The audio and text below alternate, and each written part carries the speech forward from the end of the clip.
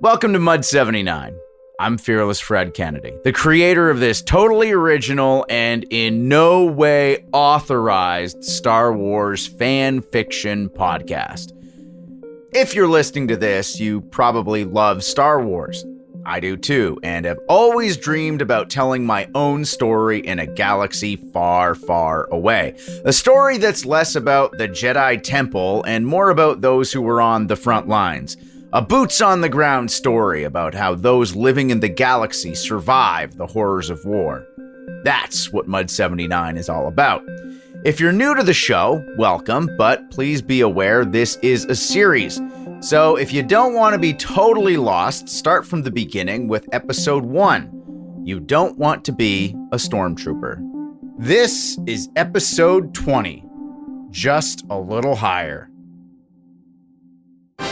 As the 20th Company prepares for the upcoming Terrakasi tournament in Floon Bay, the 79th Platoon is sent on an escort mission. They deliver a shipment of weapons and ammunition to a mining colony in the western edge of the Bista Valley, a region rife with secessionist activity. Without warning, one of their lardies is destroyed, and Solomon Kwai runs for cover. Another Sesher ambush? How will the lieutenant get his mutters out of this one? And are the freelance mining colonies of Sestin 4 shifting allegiance? Let's find out. The fighting in the village was heavier than I expected. We were needed. I made the call. Fuck the ledge. We take a spot here. On it. Just a few shots, then move. You got it? Way ahead of you, Corporal. She fired. The kid was already prepped. Well done. The village was a mess. There were two major pockets of fighting near the outskirts where squads 3 and 4 were trying to move in and take secure positions. They encountered hostiles within the first few prefabs, but were advancing through heavy enemy fire. A constant surge forward, giving more than they got. Saw a pocket of Seshers melt back when Targon opened up on the Z6 from her position. She only leaned off the trigger for a second when a rocket impacted the same area and lit it up. Saw bodies, parts of bodies, maybe just debris flying into the air. Looked like squads 1 and 2 were held down around the warehouse, which, after getting a better look, was very similar to the one we'd raided back in Floudine with the Inquisitor. You could read the blaster fire. Mostly Imperial E11s, but a lot of other blaster fire along with it. From the patterns, there were 2 groups fighting off a third. I didn't know what was happening and didn't have time to ponder. There were shooters on the roofs of some of the buildings. That was bad, so I leveled my rifle. Full clip. The new scope was just incredible. It cut clean through the grit in the air. Had a near crystal image of the prick on the closest building. 3 shots. All of them in the torso. Almost 0 spread. I'd done a good job on this rifle. The new plasma routers ensured almost 0 bolt dissipation. And they filtered the Tabana gas internally. Not completely, but enough so my bolts were hewed down to near 0. Another target, climbing the comms tower near the warehouse. Had an RPS strapped to their back. A rocket launcher with that vantage point could change the pace of this thing pretty quick. There was another Sesher climbing up the tower below them. Had 2 freshly minted rocket canisters hanging off their shoulders. I could admire the guts to try and get into an open position like that, but I was still going to put them down. Both of them. I was adjusting my range, planned on targeting the guy above with the RPS, make him fall back, take his friend out as he tumbled. ranged my rifle for an extra 100 meters. Was taking that last breath when someone picked them off.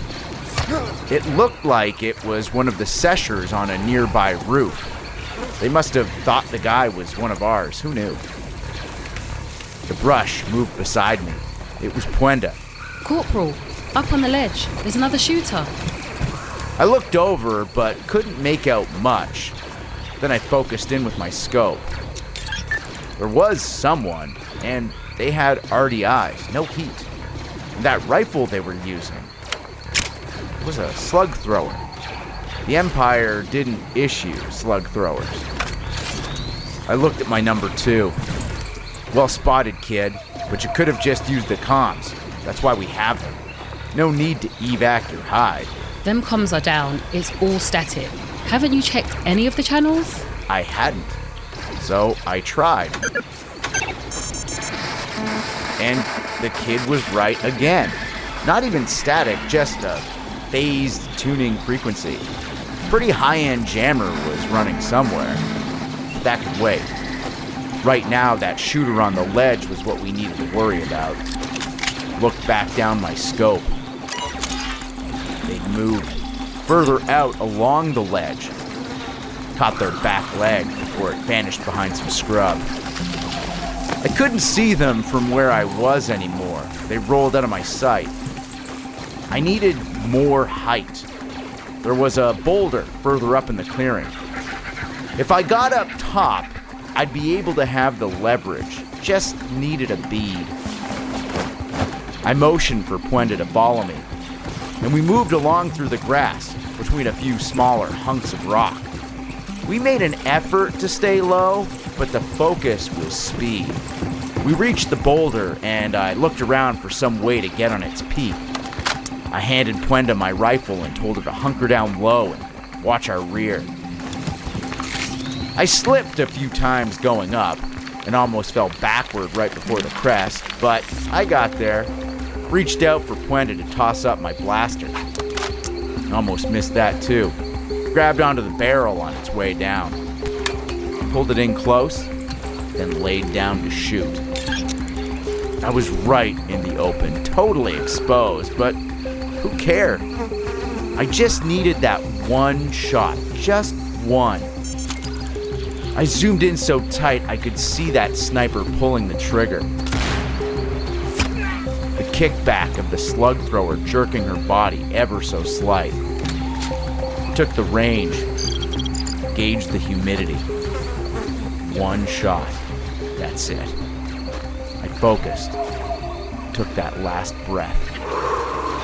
Then heard blaster fire, heavy and consistent, to my right, up the slope, above me. It was all sudden, fast, but I was in that spot where you are, where your whole world is what's in the scope. The blaster fire coming into my right from up the eastern slope, it was like sound trying to reach your ears while you hold your breath under the waves. The shot went off. Impact. I saw sparks up top, the body jerking to the side. I hit something. Then chunks of stone flew past me, shards. A sharp piece of rock hit my neck just below my skull. A pebble. No damage, but it stung. I rolled to the side, and there was a whole squad of battle droids hustling down. Blaster fire in torrents from the top of the clearing. I kept rolling and tried my best to drop to the ground gracefully. Flopped over, slamming into a smaller boulder. Around the other side, where I'd gone up, I heard Pwenda return fire. And that signature sound a droid made when it shorted out. Move! I called out. There was no plan. We ran. And since I was facing the ledge, that's the way we went. Further up the hill to the north. And the droids followed.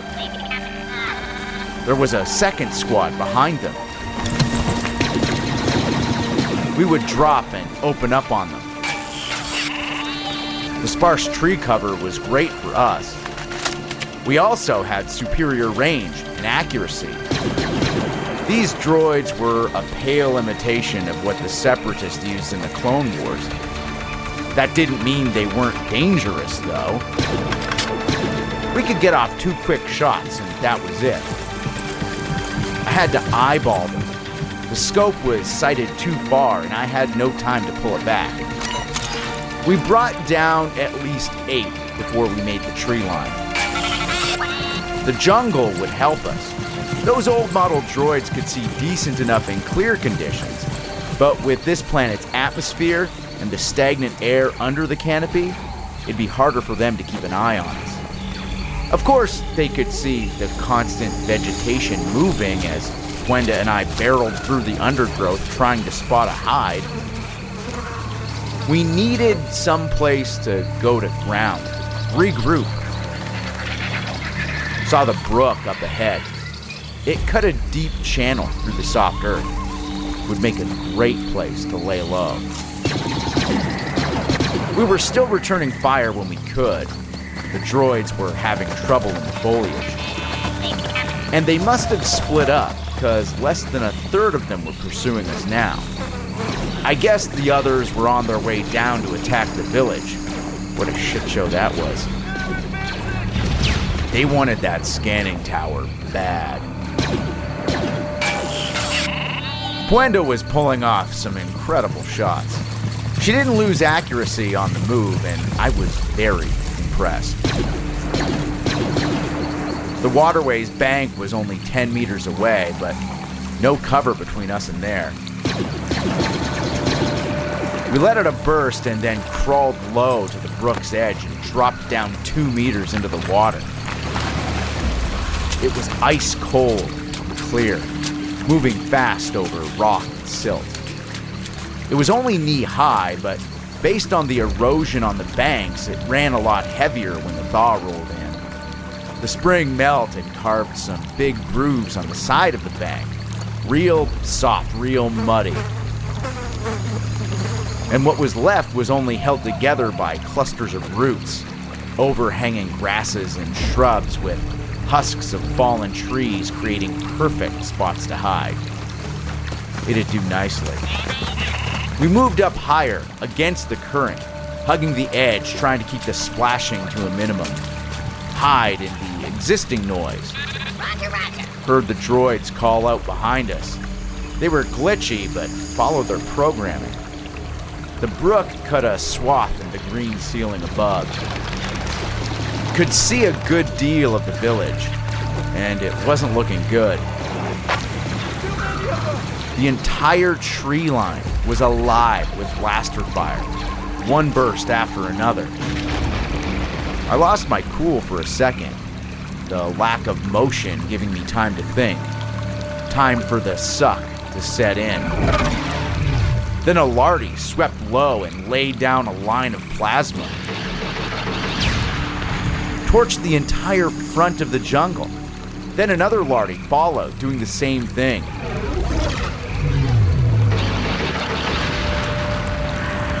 Saw it bank to its side and turn over as a rocket slipped past, barely missing its right wing. But I didn't move. Just looked over at Pwenda. She had that cold stare.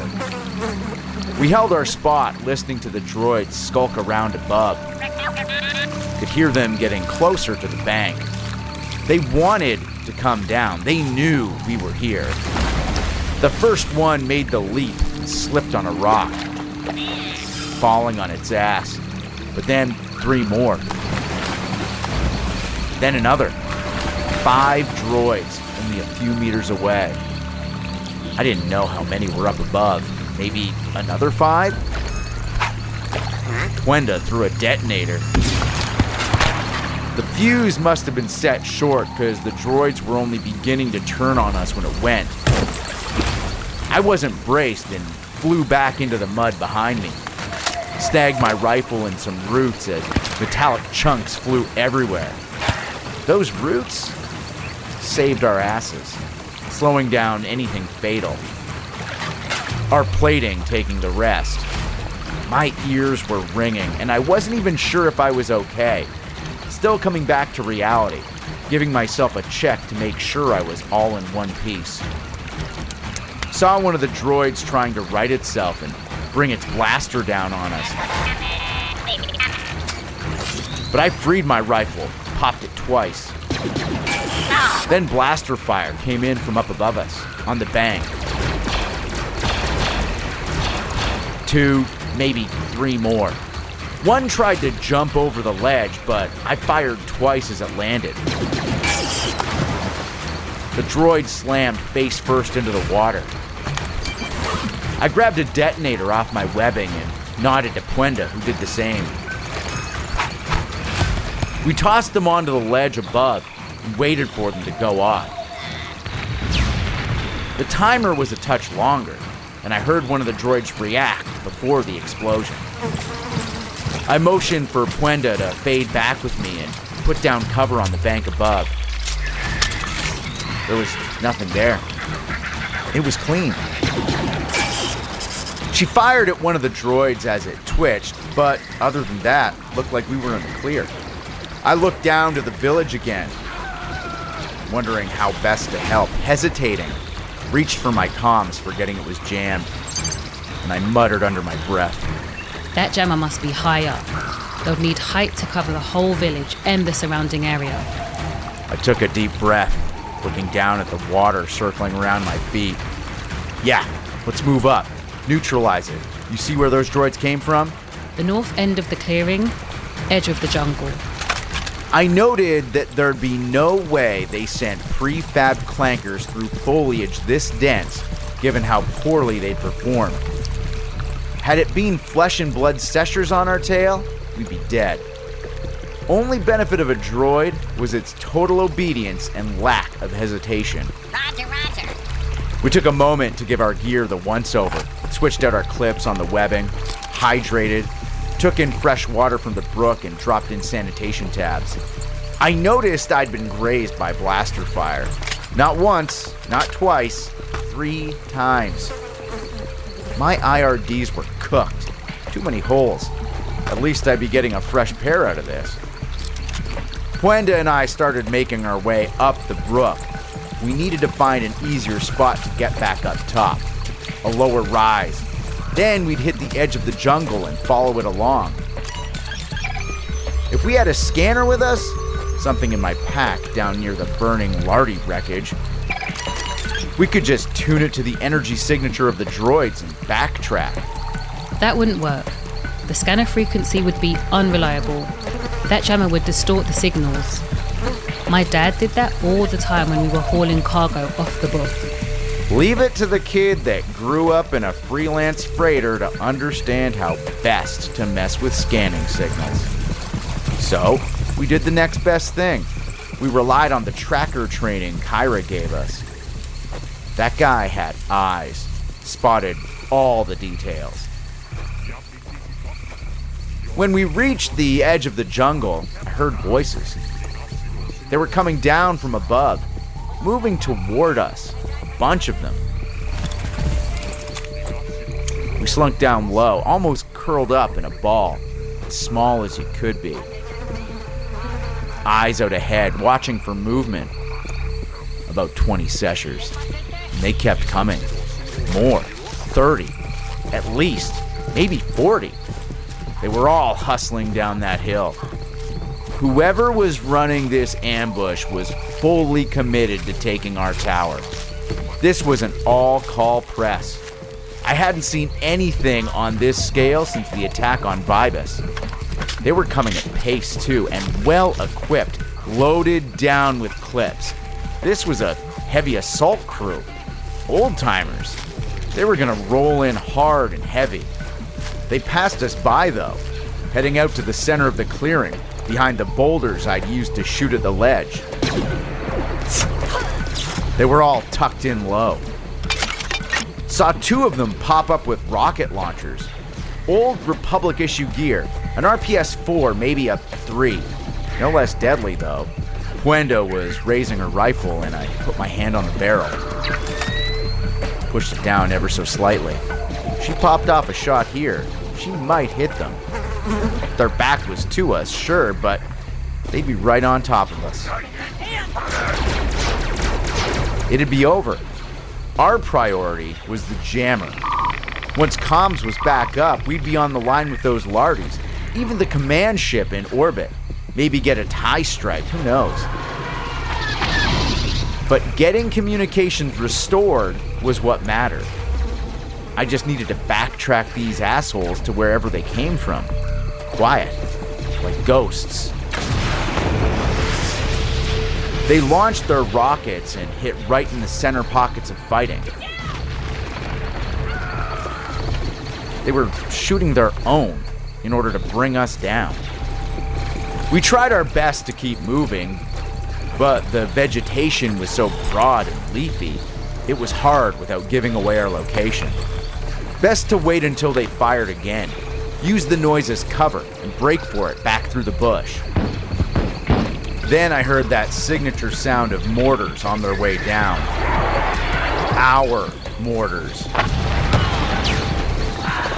We curled up, and the explosions went off in the clearing. A mix of high explosive and gas rounds. Not very accurate fire either, which made sense. Whoever was on the mortar was eyeballing those things, no sensor readings. But it was a coordinated strike at least. 2 MH-14s. The line of boulders those seshers were using as cover wouldn't do much when a high arcing round landed behind them.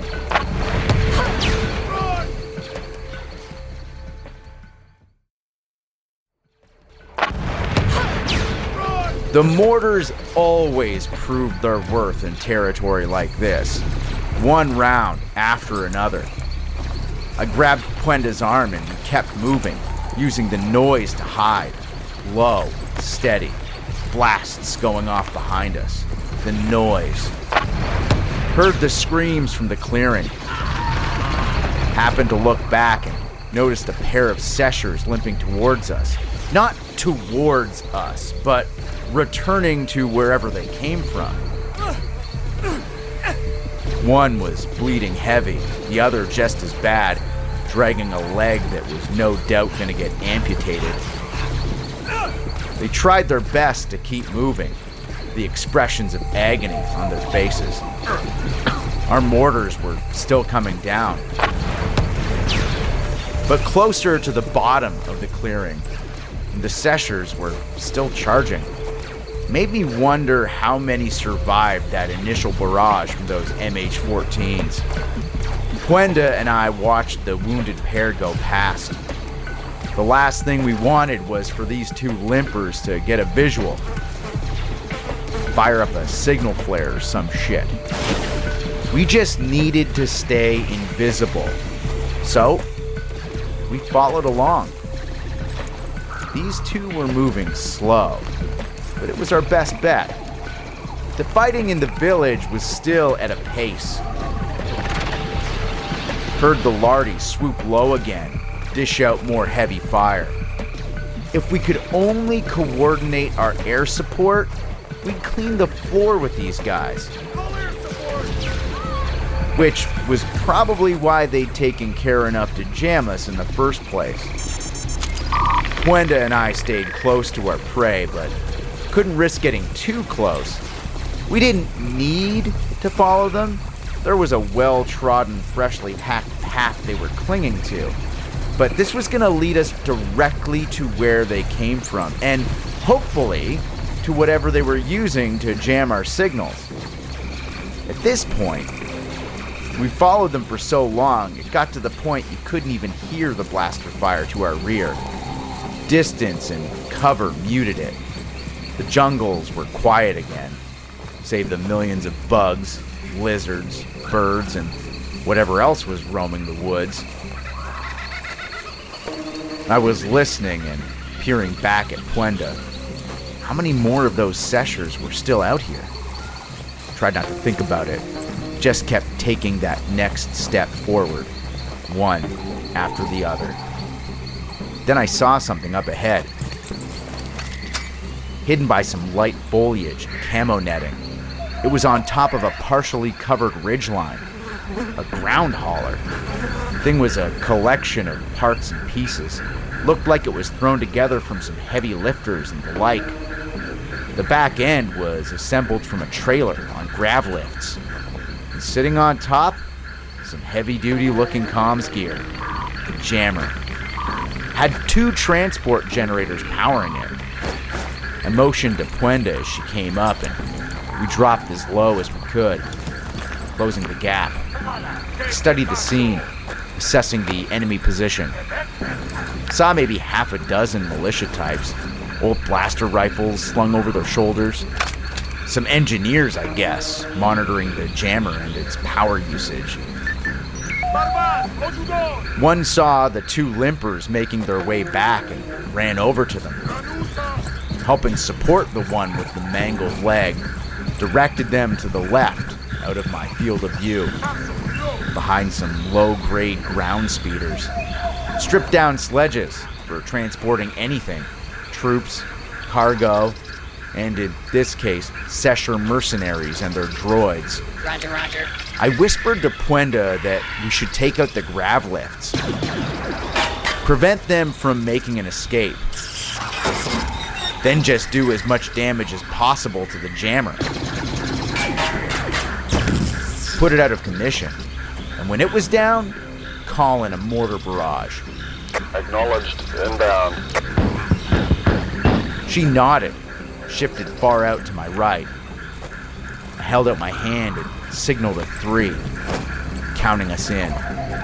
2. Had to nail those lifts. Had to bring it down. Dialed up the penetration. Range was going to be lower, but we were close enough. Only 200 meters away. Wouldn't matter. 1. I drew in a breath. Then, the first 2 shots penetrated, but there was no reaction. Pwenda was hitting the same lift. I fired again, and a burst of smoke came out. The back right corner of the trailer fell, slamming into the dirt, and it dragged into the ground, pulling the hauler back down the ridgeline. The whole rig was sliding, fortunately, toward us. The Seshers were losing it, drawing weapons, looking for whoever managed to find them. They were scrambling, didn't expect this. One opened fire, loosing bolts into the undergrowth to my left. I shot a burst at the jammer itself, and it sparked to life, current dancing all over. I needed to move. These guys weren't dumb. They'd figure out where I was. We still didn't have a signal on the comms line. Pwenda kept firing, though. She was laying down, her body tucked into a muddy depression, keeping herself as hidden as possible. She managed to turn that jammer into a spark-riddled, smoking husk.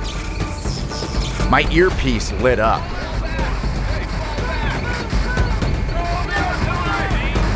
Everyone was on comms, yelling, just noise. Of course, I was more concerned with the sudden barrage of blaster fire that was coming at us from the hauler's position. My head was tucked low, and the chatter in my earpiece calmed down. The LT barking orders. I need radio silence, 79. Stay off the open line. Keep the channel clear. The jammer is located at 133 by 42. 133 by 42. We need a mortar strike. It was Pwenda. Stay off the open line. The channel went dead, and I fell back, watching the enemy take positions. They were looking for us, building a defense with the few guns they had available. I sprinted into the heavier bush and dove behind a toppled hardwood, massive trunk. I heard the bolts slamming into the other side. Wondered if they had any heavier weapons back there. Then the first mortar tore into the foliage above, It was halfway between us and the jammer. Then another. Every mortar must have been cued in.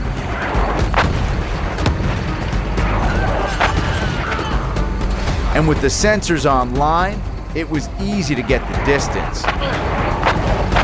The barrage began, and they were dropping 2 or 3 rounds a second. Must have unloaded at least 30 times in the area around the hauler. The explosions were a wall of sound, sending debris everywhere. When the barrage stopped, I was buried under flecks of green, mud, sludge. It was everywhere. Are you mobile, Corporal? She was on the encrypted channel. Yeah.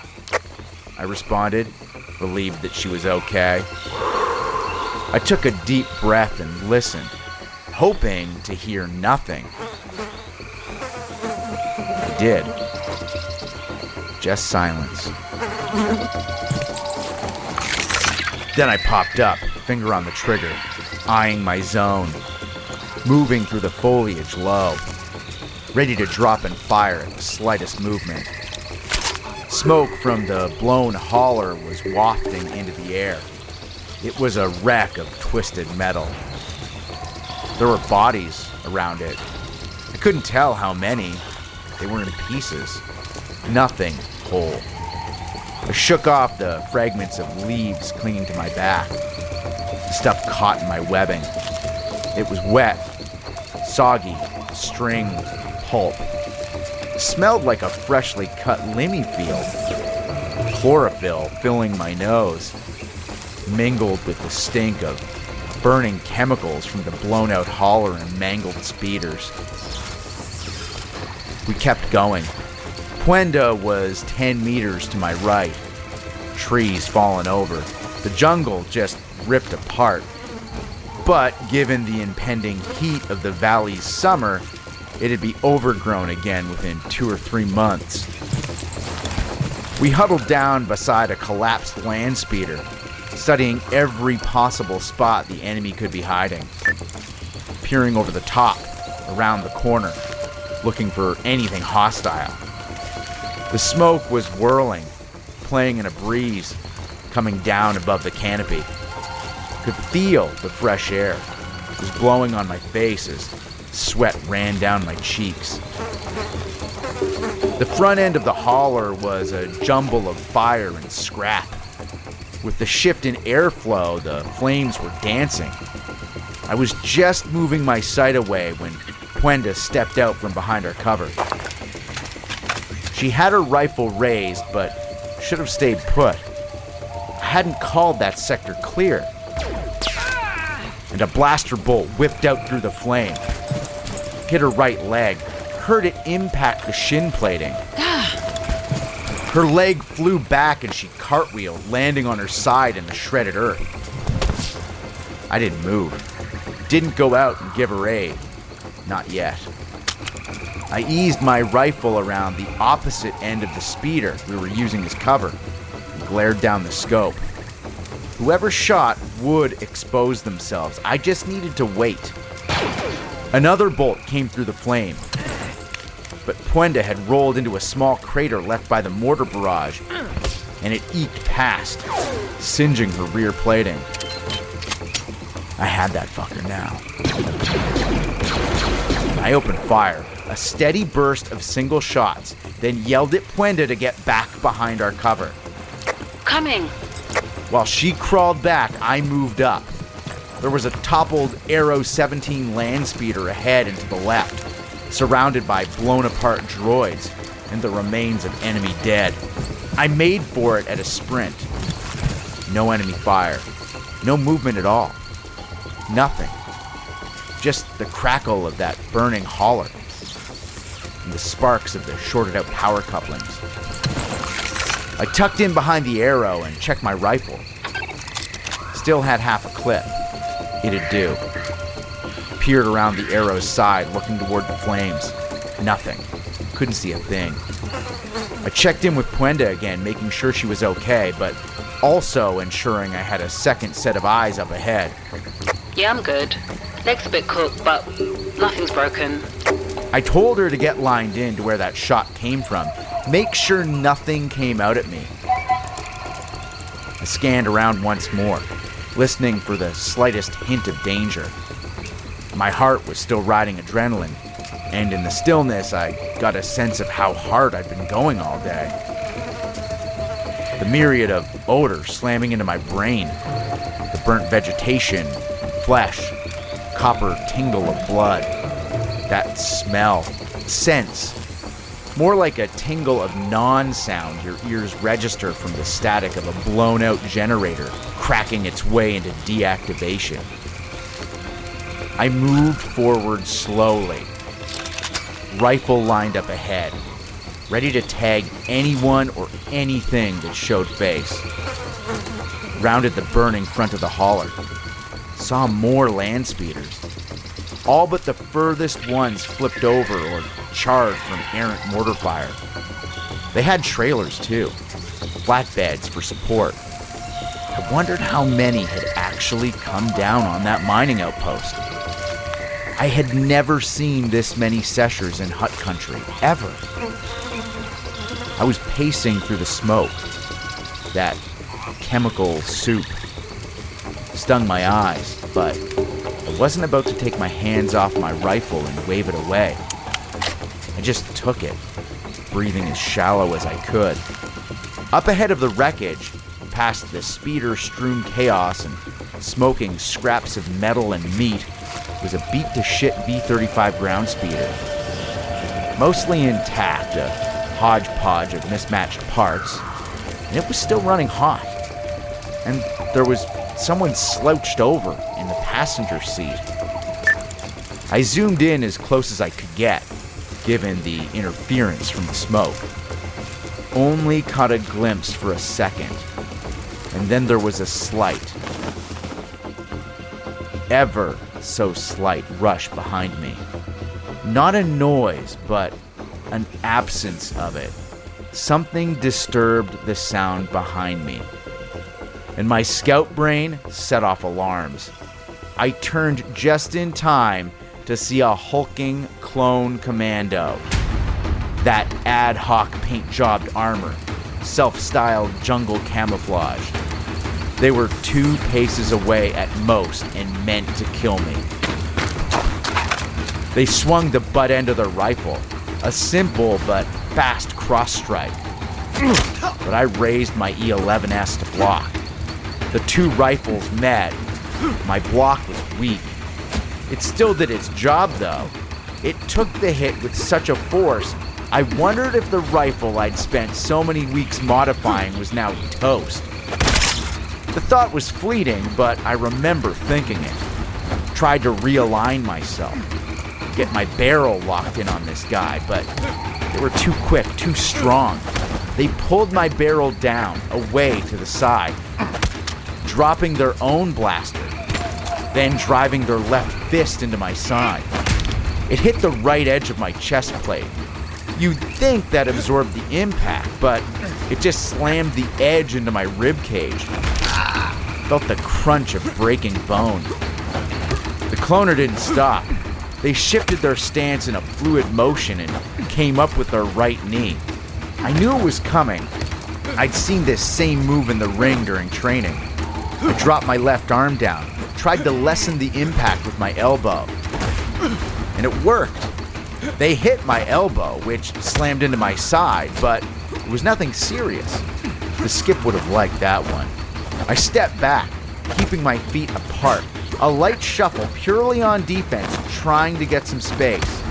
When you fight someone this much bigger and stronger, you need space. You need a plan. You need to eliminate their advantages.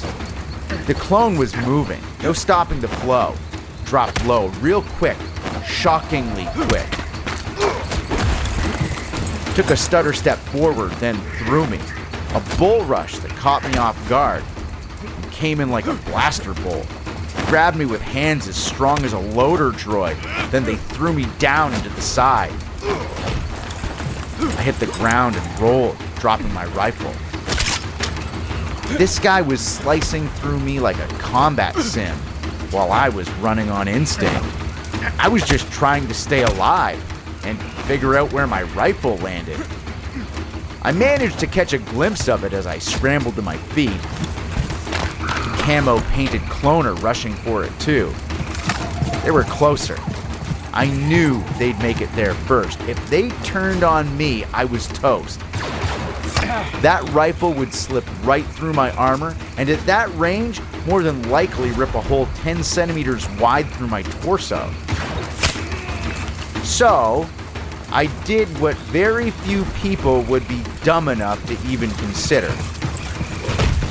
I tackled the ARC trooper, like we were playing Limmy. They were a step shy from grabbing the stock when I lowered my shoulder. I hit them clean. They tried to brace, to treat my assault like some combat maneuver takedown, maybe even execute a counter throw, but I wasn't going for grace, and there was no strategy involved save don't let them get near the gun. When my shoulder connected, I did what I'd done since my first year of contact play. Stuttered my steps and drove. You learn to just recognize foot placement, and after enough games and enough tackling drills, you just know when to hit to put someone down. This was a hollow, highlight-worthy tackle, too. They fully arched back. When we slammed into the ground, I was trying to figure out what to do next. Then I felt their fist, maybe their elbow, slam down into the back of my helmet, driving my face into the ground, which was softened by busted vegetation and broken earth. Then they hit me again. I was stunned. For a second, I didn't know what was happening. Felt them shove me off, and then someone had shot the ARC trooper. I know now it was Pwenda. I laid there watching them bleed out, trying to catch my breath. Then Pwenda came running over. You good, Corporal? Oh shit, your nose. I was looking at her a touch bleary-eyed as things started to come back into focus. Raised my hands to my nose, which was bleeding pretty heavy. It must have broken when that clone hammer punched the back of my head a few times. Reality flooded back into my head. Awareness. The clone. I looked over and they were slumped on the ground. I scrambled to my feet and went in for a closer look. Pwenda tagged them a few times, and they were all body shots. Deep coursing gouges ripped his armor to shreds, and there were scorched pieces of it on the ground. Good shooting, trooper, I smiled back at her. It was good shooting, and it saved my ass. I told her about the body and the V-35 up ahead, and was just slinging my rifle when I heard a Lardy roll in overhead.